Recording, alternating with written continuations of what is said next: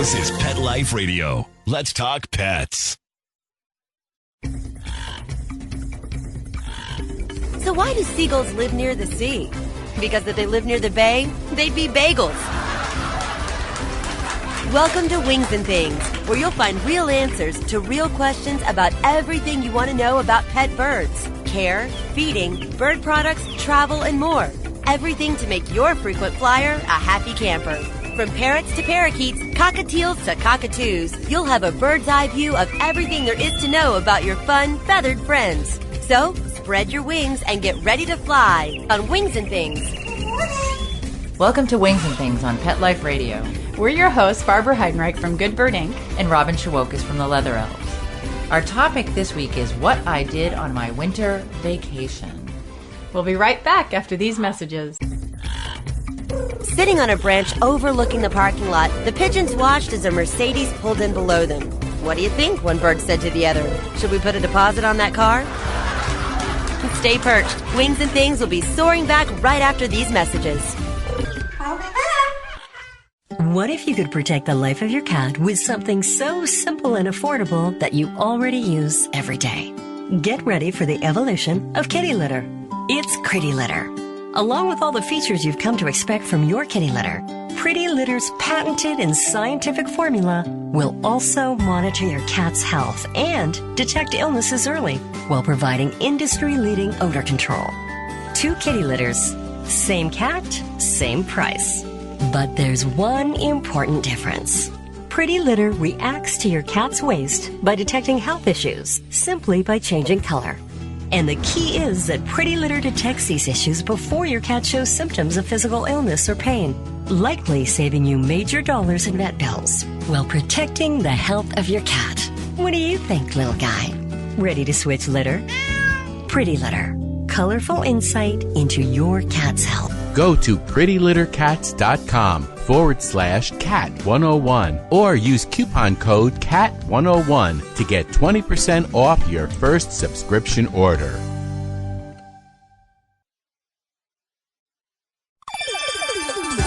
Let's Talk Pets on PetLifeRadio.com. A Frenchman walks into a bar with a parrot on his shoulder. The bartender asks, "Where did you get that thing?" The parrot replies, "In France. There are millions of them." Don't have a canary. Wings and Things is back. Welcome back to Wings and Things on Pet Life Radio. So what I did on my winter vacation, and if you could read our topic, it's vacation with big quotation marks around it. This was a pretty busy weekend for both of us. Yes, and I think for us, vacation, people think laying on the beach and drinking margaritas and things like that, but our vacations are typically working vacations. How do I get one of those? But for me, it was a party in paradise at Parrot Festival in Houston, which, being from Boston, Houston's warmer than Boston this time of year, so it had that going for it. Parrot Festival is an amazing event put on yearly by NPRPF, which stands for National Parrot Preservation. Wait, National Parrot Preservation Rescue and Parrot Oh, they're not going to like us at NPRPF. And National Parrot Rescue and Preservation Foundation. We're sorry, NPRPF. We'll get those phone calls and be kind, you know. It's been a long weekend. That's the problem. Well, here, just go to parrotfestival.org and you will see the whole NPRPF written out. But I'm going to tell you some of the highlights because it was really, really great. They had a wonderful group of speakers that included Dr. Brian Spear, Mark Hagan, Rick Jordan, Sid Price, Steve Martin, among, there were even more, and they had little classes on sprouting. It was really exciting. Yeah, and I think they had some speakers from Italy and Australia, too. They did. Maybe? Dr. Pat McWhirter was there from Australia. And there was a big variety of topics, too. It wasn't just one focus. Yeah, and every year I know that crew there really works hard to mix it up so it isn't always the same speakers, so they can really keep everybody interested and wanting to come back so that every year it's different. It's not just a repeat of the same thing, even though hopefully you get to see some old friends year after year. Which I did. I saw a ton of old friends, and I made some new ones too. So it's really exciting going back year after year. But going in as a vendor, the vendor hall and hallway, if you will, is incredible. It's just wonderful merchandise left and right. And, I got a chance to see Deb and Mary from Avian Enrichment, which is a fairly new website that deals with all kinds of avian enrichment. And they had a table there, and they were, promoting their new website. So that was kind of fun. And Gail Shepard was there from Zupreme. You know Gail. I do know Gail. And Zupreme, it's one of my favorite words to say because it's just so fun to say. Zupreme. I think an Amazon might have created that name. I don't know. But Gail was there, and we talked a bit about what she was up to. And so it was nice to see her. And there was another Gail there. It was Gail from Aussie Bird Toys. Aussie Bird Toys was doing the Feather Mart, which is a large array of toys that everything from shreddables to foraging toys to destructible toys. She had it all. She really did. So that was kind of nice I actually met Gail for the first time. Gail and I have talked on the phone before, but we've never met in person. And Lainey Rickman was there from the Bird Endowment. I've met Lainey numerous times before, but it never gets old. Yeah. Lainey is doing wonderful things for blue-throated macaw conservation and doing work with parent rearing blue throats, and she's supporting in situ conservation, and Lainey's really interesting, and you can check out her stuff at thebirdendowment.com. Or I think it's .org. Is it? Yeah. Well, try them both. Okay. You'll get there. And I love the story of the Bird Endowment. In fact, we'll have to get a podcast with Lainey sometime for sure, because the way that Lainey got involved with it, and we talked about this in one of our podcasts about a great way to learn about parrots is to get involved with your local zoo and maybe be a volunteer. And that's how Lainey started, from what I understand, and really just, developed her passion for parrot conservation and made an active choice to change her focus in her life from doing a career where, that was specifically, I think she was in advertising, and she completely switched to, sorry for the background noise, have to comment on that. We've got a little peanut gallery here in the background. But she switched her focus to parrot conservation. It's a big life change. And Lainey is absolutely someone who embodies that passion for the conservation end of things. Absolutely. She's really dedicated her life to it. In everything that she does. And then I also got to see the gang from Featherheads in Virginia. Rob and Susan were there, and Susan's mom. And we got to talk about, what's going on as fellow, East Coasters. We bonded. It was good. And so they were selling their wares. And Mike Gilligan from Gilligan's Isle Imports, which Mike feeds my jewelry addiction yearly. Mike has amazing imported jewelry from Brazil, and you can check out his website too. And Mike really picks unusual pieces that you don't see coming and going. Yeah, so that's very nice. Yeah, and nice people too. Oh, absolutely. Yeah. And Melanie from Hagen was there. Melanie does a lot of work. She's here in the States, but she works with Hagen up in Canada, and we talked a lot again about nutrition and some of the exciting things that Hagen's working on. So that's kind of exciting. So there was somebody you mentioned that's were they a new vendor there recently? There is a new vendor that I met. They're called Reptigreens, and they are working on organic greens. And they do a line for reptiles, obviously, from Reptigreens, but they also do bird greens and bird biscotti, which I'll tell you, I was a little hungry at a couple points during the day, and the bird biscotti is really yummy. So, you buy it for the bird, but if some of it falls into your mouth, that's okay. But Reptigreens, I think it's a really great concept, and it's somebody to look into. The name of the company it's spelled Reptigreens. You might want to do a Google search for them. Well, actually, I think all the contact info for all the vendors is at parrotfestival.org. Yes, it is. If you click on vendors, you can get all that information. Cool. Unfortunately, the folks from Wingdo are missing. Oh, I know. We love those folks. They are so sweet, a wonderful couple, and they were unable to attend this year, but I know they did extend a discount to attendees, even great. though they weren't able to be there. Maybe next year they'll be back. Yes, and then I actually missed this year, but we'll talk about that later. right. I was flying solo down there. Barb was there the first year that I was there, and actually introduced me to the great people from NPRPF. So. And I got a chance to see Chris Biro and Susan Hilliard and their flock of sun conures. They actually flew their conures in the meeting hall. They did they've taught this flock of conures a retrieve. They go out, they take your money. They ask for dollar bills, but I'm kind of thinking those conures 20 is better, but I don't know. And all the money went to support NPRPF. Oh, excellent! And for people that don't know about that organization, they actually try to help rehome parrots that are in need of placement. So. The highlight, a couple of the highlights as far as the social end of things were concerned, they do have men dancing in coconut bras and hula skirts every year. Ladies, get yourselves down here. It's really worth it. And I understand that's to raise money. It is to raise money, again, for NPRPF, and but some of the dancing is quite good.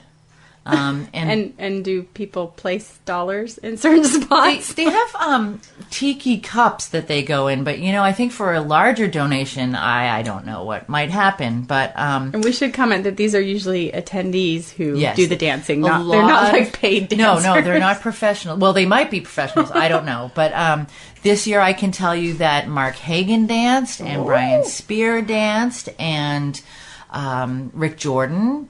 And that doesn't surprise me about Rick. Yeah, he was quite good, and but the winner who raised the most money this year was Brian Keith of R&B Aviary, and you can check out Brian's site at www.rbaviary.com.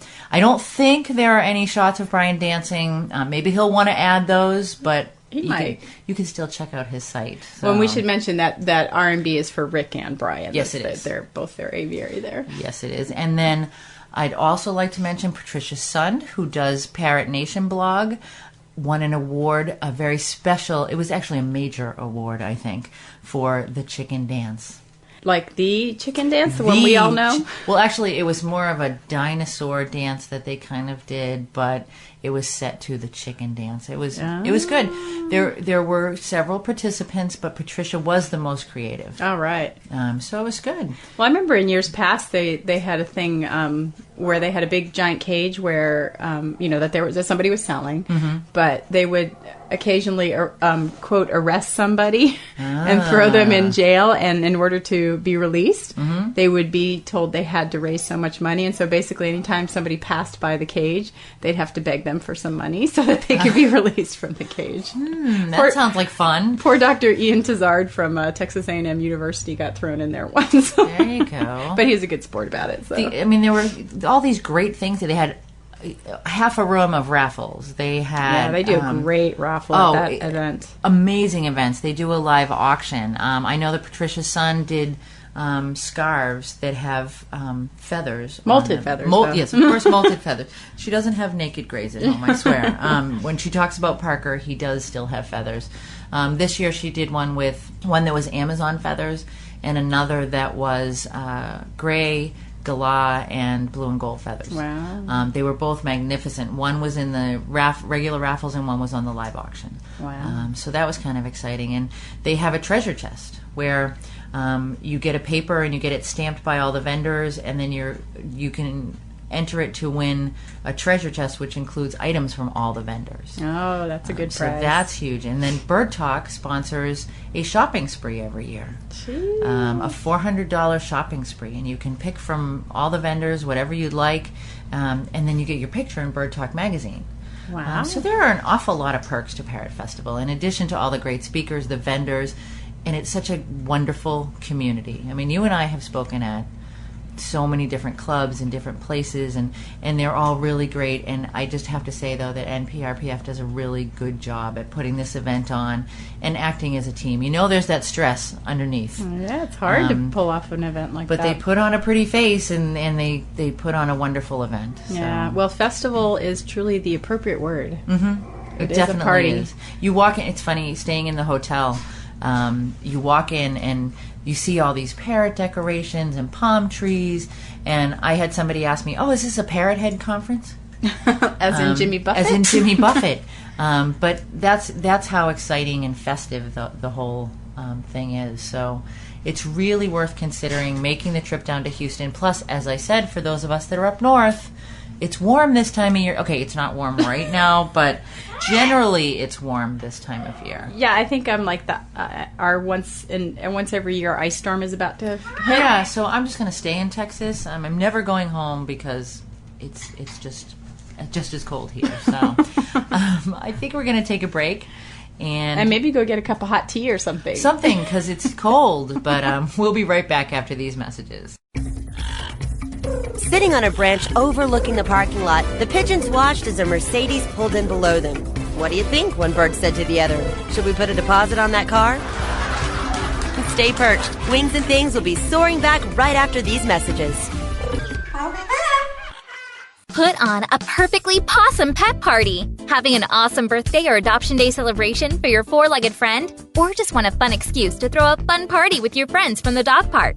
Deck out your party with Molly and Bandit Pet Party accessories. Party products designed specifically for pets. There are wearables, including adjustable pet party hats, bow ties, and tutus. The photo prop kits include funny glasses and hats. The party supplies and decorations include coordinating table covers, party banners, cake decorations, and treat bowls, cups, and bags. Everything you need to create great memories and Instagram-worthy photos. They're available in 2 colorful themes, tropical and fireman. It's a dog's life. Celebrate it with Molly and Bandit Pet Party at mollyandbanditpetparty.com/petlife.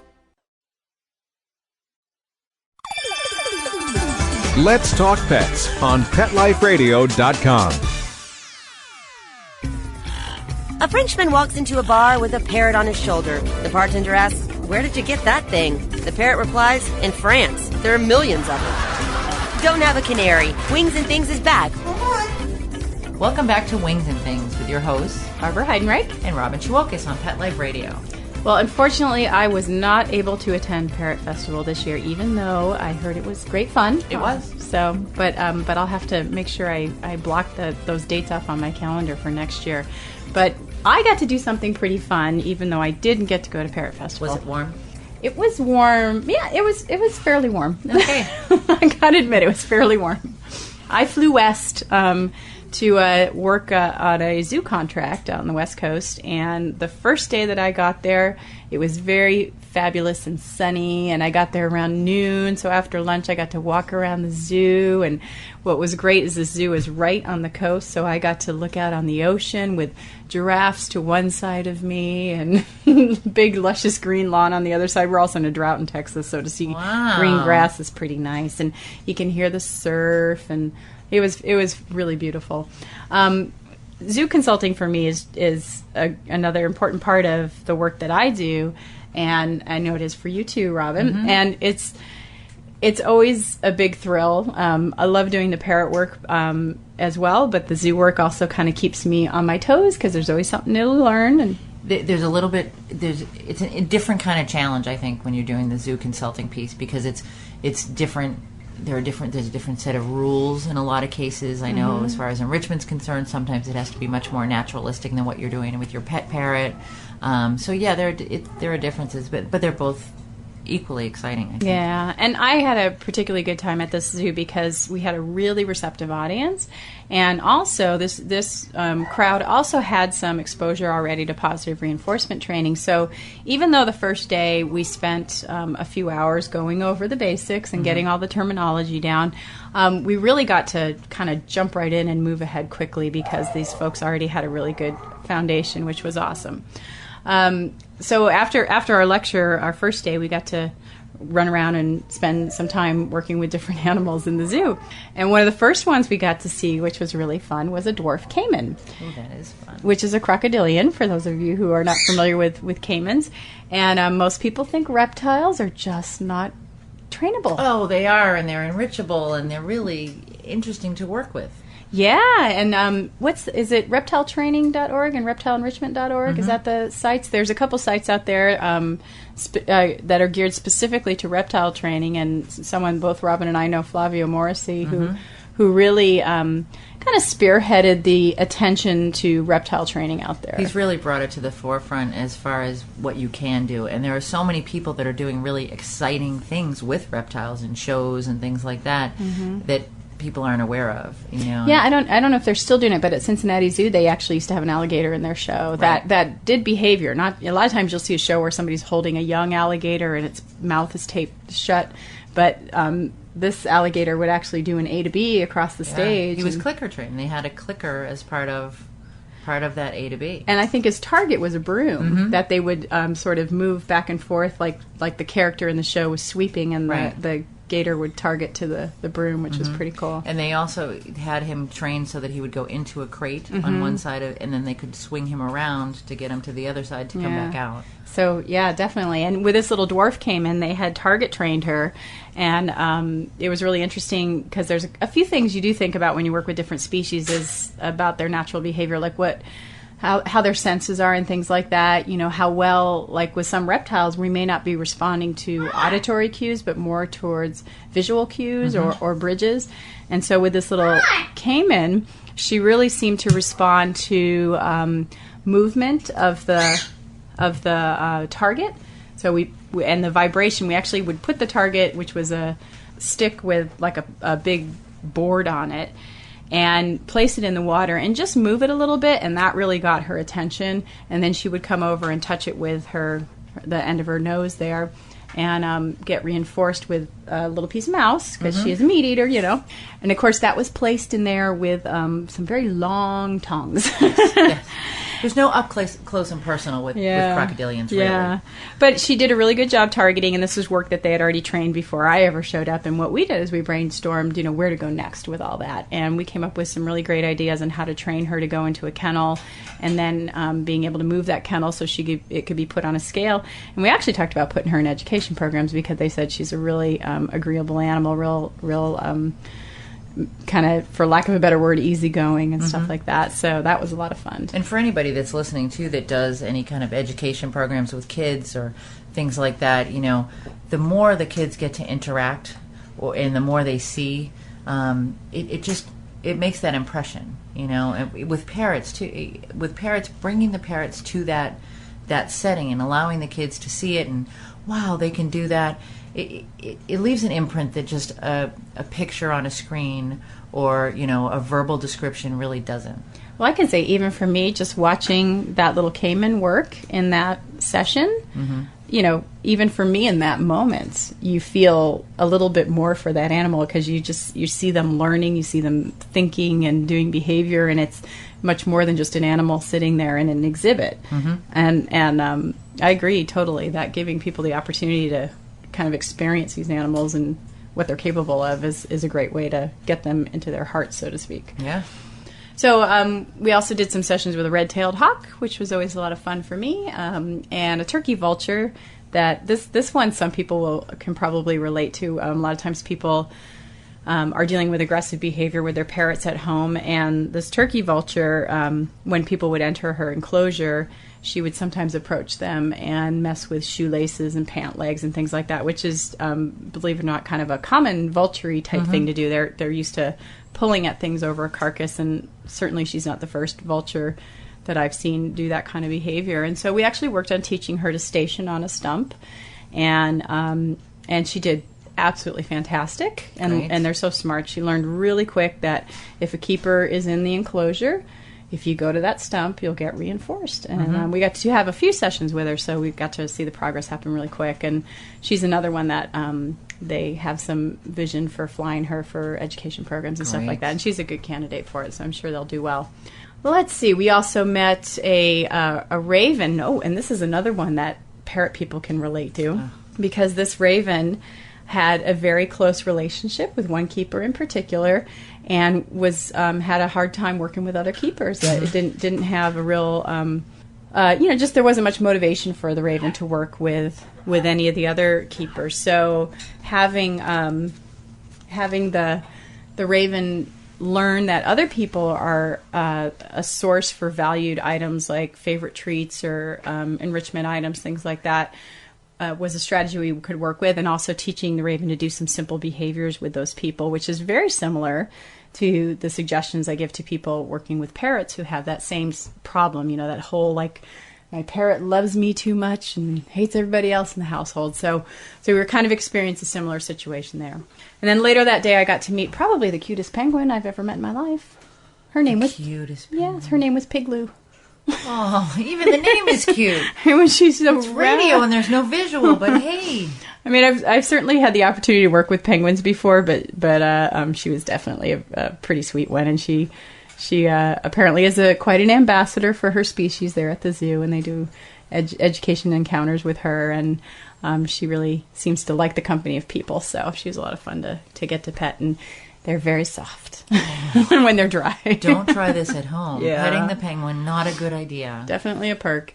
So the next morning, that actually took us through a whole day of training and lecturing and whatnot. And then the next day we got to go over to the gorilla area and giraffes and brainstorm some suggestions there. And just like people working with their parrots, a lot of behavior that we like or need to get is centered around targeting behaviors. Mm-hmm. And so there was a lot of targeting work that we discussed and how it could help accomplish the goals that they had at the zoo there with those two species of animals. I mean, obviously, with these kind of training sessions, you're going to have different techniques and things like that, only because of the size. But the basic information is the same. It is. It's still the same. The principles are the same. And, with enrichment, when I teach enrichment at zoos, one of the things we work on is coming up with different ideas for each of the senses, mm-hmm. Regardless of what kind of animal we're working with. Yep, I agree. Well, we met at gorillas and giraffes earlier in the day because just because the schedule of the animals and trying to squeeze in as much as we could in a short amount of time. But then we went back for some more lecture, and we talked about reinforcers and motivation, and of course body language. Mm-hmm. Now, when I do body language with zoos, needless to say, it's not just looking at parrot body language. We have a lot of different species that we look at their body language and see if we can come up with some idea of what could possibly be going on in those little animal brains of theirs, and sometimes big animal brains. After that, we had the opportunity to work with some elephants, and a lot of zoos these days are doing what's called protected contact, which means that the keepers are never in the same area that the elephant is. They're not able to get close enough for that kind of interaction. Doesn't mean that they're never able to touch an elephant, but the way it's designed is so that it's safe for both the keeper and the elephant. And we did a little session there and had a really nice session. It was wonderful. And then we went on to some parrots. And guess what? The parrot problems in zoos are similar to what a lot of people are facing at home, whether it's a bird that might be afraid of people or a bird that might be showing aggressive behavior and maybe they want to do some crate training instead of having him step up on the hand. I think that's so important that you mention that because I work with one facility that does boarding of exotics, and I was told that the vet techs there were afraid of the parrots. And I said, what? I said, wait a minute. I said, what? I said, have you been trained how to handle them? Well, no. Do you give them new enrichment? No, they're not ours, which I can understand. But at the same time, they are the same issues. And these are quote-unquote professionals, and they really are. This is a great staff at this facility, but they're having the same issues that all of us have. Yeah. With our parrots. Yeah. So. Well, and I so appreciate when people are open to getting help when Mm-hmm. they're in those situations, because even for me, as fortunate as I have been to work with as many animal species as I have, I'm not an expert on everything, I mean, or maybe that individual animal has its own history that I could never know unless I worked with that animal every single day. Right. So I really am a big believer in sharing, and when I go work with a zoo, it's about us all sharing information to help get to whatever goal that is that is there for the zoo. So whether it's trying to solve a behavior problem or accomplish something that's going to help with that animal's care in the future, we can all work together as a team to get there. So that's really important. Let's see, later on in the day, we got to work with some of my favorite animals, which are the pigs. Yay! This facility had acquired some pigs quite young and got them accustomed to a lot of different things early. And this is very similar to what people do with dog training. So I certainly did this with my puppy when I first got him. I did things like desensitize him to touch in all these weird different spots, like on his ears and at the bottom of his feet and his tail and all these weird places that that if he ever had a veterinary procedure, I would like it to be no problem for him to be touched in those areas. And so the pigs were already really comfortable with that. And so now it was on to things like, can we fine-tune some of their things? Can we get them to do things on cue, like targeting, which they picked up really quick, and maybe even learning to walk alongside a keeper, just like a dog heeling if you were to take him for a walk, and maybe even getting to sit or presenting a body part, things like that. And so we actually trained them very much like you would train a dog and had a lot of success with these pigs. And, of course, those are some of my favorite animals, so I got to touch the pigs a lot. Yay! So next day, this was a 3-day consultation, and so my next day was, again, a little lecturing on problem solving and aggressive behavior and how to get quick response to the cue. And then we got to go play with the gorillas finally. Yay! So that was fun. So we really just, that day I got to watch a session and provide some feedback for the keeper on some things to maybe help fine-tune things. We also worked with some ground hornbills that one who was, so this is, again, similar to people with their parrots at home, a pair of birds, one who's very nervous around people and one who's really super comfortable around people. And how do you work with both of them at the same time? And so we did some brainstorming and worked out some ways to get them going. Really, ground hornbills are super smart birds and learn super fast. And so I think that was probably like somebody working with a little lesser sulfur-crested cockatoo that's like, or kike. That's moving fast. How do you? And so now you've got two of them, and they're both moving fast. And how do you manage them? I have a hard time with one. You know, it's trying to keep up with that. Can I get? Okay. Oh, yeah. Oh, he just did that. Oh, okay. It's hard. It's hard, but a good challenge, and I think they'll do just fine with those two. We also had a lot of fun working with African crested porcupines, which were again another really responsive animal that moved fast, and. We're like a rocket, and the trainer who worked with them, she had done quite a bit with them already, so she was very comfortable getting them moving around fast. And believe it or not protected contact. She goes in the exhibit with there, and they do put their quills up, but similar to how we talk about body language with parrots, like like say an Amazon pinning its eyes or fanning out its tail feathers, and that can also be paired with aggressive behavior or high level of arousal. Same with the porcupines, like when you're so excited, all his quills would go up. And then the keeper, she's great at this, she would actually give them a cue for calm, and they would put their quills down, and then she would reinforce them. So she taught them that, too high level of excitement, it's not going to get reinforced, but if you chill out, now we're moving on. And they were really a fun way to end our hands-on training sessions. They're a really exciting animal to train, too. They do respond really well. Yeah, super fast. So it was fun. But, it's a very busy time whenever I'm at a zoo because they're trying to utilize their time as best they can while you're there. And so for me, it was getting up early in the morning and working on presentations to make sure they met the needs of the zoo, and maybe working on a recap of what we did that day, doing my email and all that kind of stuff. So all those people are she's late with emails. That's why. So you get up early, you do all that, you go work all day at the zoo, and then usually what we end up doing is a little socializing in the evening, and people, hopefully are getting a chance to ask more questions and things like that. So it's really long days, but gosh, it's so rewarding. So rewarding. And I have to say, having consulted at zoos, that the zoo community, people who work in zoos, they're wonderfully receptive. They want to learn these things. They're not in the job because they're making a ton of money. They're in the job because they really care about animal welfare, and they want to, do the best that they can for these animals. And when we come in to do the consultations, they're really excited about learning these things. Yeah. So it's really great. Yeah, I agree with you too. I think sometimes people don't realize how much zookeepers love their animals and how physically demanding their work is, and really how often it is for very little pay. And so they're a really dedicated group of people, and truly love their animals. I think that's the most important thing that people don't always know about zookeepers. But yeah, I loved it, and I'm very grateful for the opportunity to go out there. I'm sorry I missed Parrot Festival, so sorry to all those people that I missed, but I did have a nice exchange, I guess, something else to do that was made up for my own. I filled you in on all those things. You did, so I'll just have to check my calendar for next year.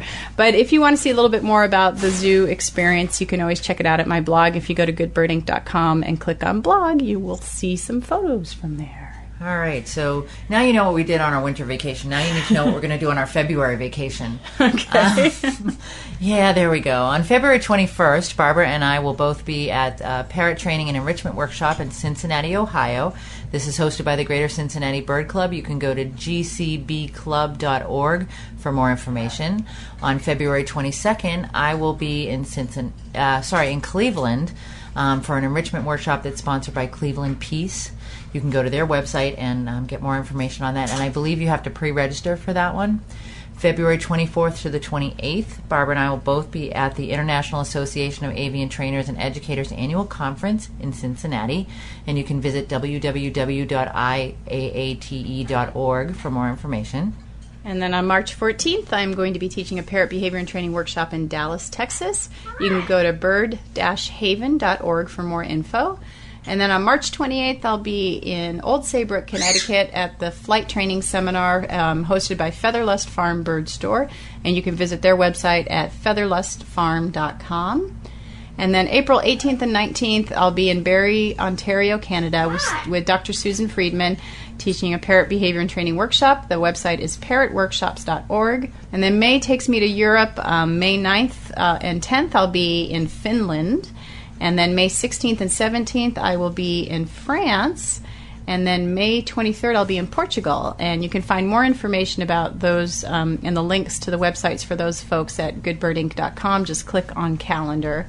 And then May 29th and 31st, Barbara and I will both be at the Best Parrot Conference in Edison, New Jersey. Best being Behavior Enrichment Science and Training. You can go to bestparrotconference.com to sign up, to register there, or just get information. And then October 24th for the 31st, this is actually my fall vacation. I'll be on the Parrot Lovers Cruise. I'll be speaking, and you can go to baldmantravel.com for more information. My enrichment tip of the week, seeing all these new vendors at Parrot Festival was really inspiring for me, and it made me think about the fact that you do need to change up the toys that you give your birds. You know, you get into that, this is his favorite toy, and I'm going to give it to him all the time. But you need to just change those up, switch them out, and that's providing good enrichment. And my training tip of the week is to remember that the principles of behavior analysis and positive reinforcement training apply to all animals. And that's certainly the lesson learned when I do my zoo consulting, that the experiences I have when I work with a zoo are really the same things that we're doing when we work with our parrots as well. Now, this week we're going to have a podcast question. Some people may know that if you go to goodbirdinc.com, you can submit a question that Robin and I will do our best to try and answer in the podcast, and the winner gets a free digital download of Good Bird Magazine. And this week there's a question from Colleen. And Colleen asks, how much love is too much? This is regarding a newly acquired, rehomed 5-year-old sun conure. It's been about 2 weeks and a lot of time and patience since we acquired Goose. I've spent extra time training since my husband is unexperienced with birds. As a result, Goose is now quite in love with me, almost disturbingly so. He's obsessive about cuddling, head bobbing, and regurgitating, slowly dancing and stroking in my arms with his or her feathers, because I guess she doesn't know if it's a boy or girl. While flattering, I have concern regarding the emotional health of this little munchkin. How much of this should be discouraged, and how? How much healthier would a second companion be somewhere down the way? How do you make a bird not like you quite so much? So all really good questions, and it really makes me think about the situation I described with the raven. One of the challenges with parrots is that sometimes when we do things like cuddling and head bobbing and allow them to regurgitate on us, we're basically reinforcing those behaviors, and so those behaviors become stronger and stronger, and parrots will be inclined to do more of that courtship type behavior. So what I really recommend is trying to reinforce any other behavior you can, anything other than sexual or courtship behavior when you're interacting with your parrot. And now to get the bird comfortable with other people, just like I talked about with the raven, the goal will be to create circumstances in which other people can be the provider of positive reinforcers for that bird. So that may mean that they're the ones that deliver treats and attention, or well, not necessarily attention if the bird doesn't like it, but maybe treats or enrichment items. And also, if the bird knows any behaviors on cue, they can cue the bird for those behaviors and offer them reinforcers for that. So it takes a little work between the people in the household so that we kind of back off on the courtship and the sexual behaviors and make more positive experiences for the other people in the house. I do have an article in the fall issue of Good Bird magazine, so fall of 2008. There's an article called When Your Parrot Loves You Too Much, and I have a feeling that's the article, or that's the issue I'll send to Colleen here for submitting her question, because I think that'll help her out a lot. As far as adding another companion, the problem is that the bird may not respond to another bird, so it may not address the situation that she wants. The bird may still be looking for her for reinforcers because of that experience. So I wouldn't say that adding a second bird is necessarily going to make that much of a difference in this case, but definitely backing off on reinforcing the courtship behaviors and reinforcing everything else. So that's that differential reinforcement of alternative behaviors is the way to go. So great question, and if you have a question you want to ask, go to goodbirdinc.com and you could submit it at podcast. You'll see the podcast question thing right there on the homepage. So with that, I think we're out of time. I think we are. If you have suggestions or questions, you can contact us at robin@petliferadio.com or barbara@petliferadio.com. And if you would like transcripts of the show, please visit www.petliferadio.com. All right, we'll see you next time. Bye-bye. Join us every week on Wings and Things and get a bird's eye view of everything there is to know about pet birds and how to make your frequent flyer a happy camper. Wings and Things, only on PetLifeRadio.com.